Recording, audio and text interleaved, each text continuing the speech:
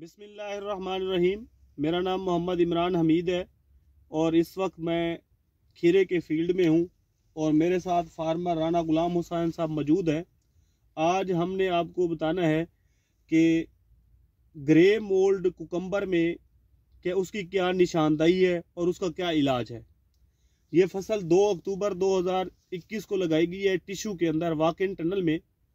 और आपको दिखाएं कि ये बीमारी देखें, ये खीरा तैयार है, ये आप देख रहे हैं। और इसी तरीके से ये आप देखें, ये देखें, इसी तरीके से ये बीमारी आई हुई है इसके अंदर, खीरे के अंदर।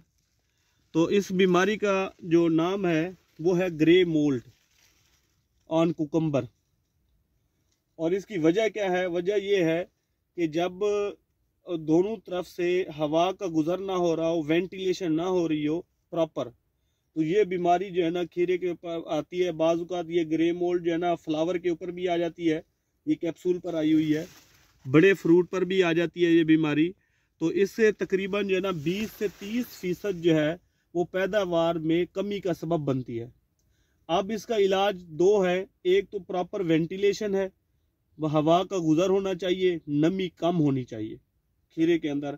दूसरा ये है कि जब पानी लगाएं तो इतना ज़्यादा इरिगेशन ना करें, हल्का थोड़ा अपने जड़ से तकरीबन 4 इंच नीचे पानी लगाएं। और तीसरा ये है कि इसको आप फोसीटाइल अल्मुनियम का स्प्रे करें तो ये बेहतर हो जाएगी, फोसीटाइल अल्मुनियम। तो ये आपको बताना था।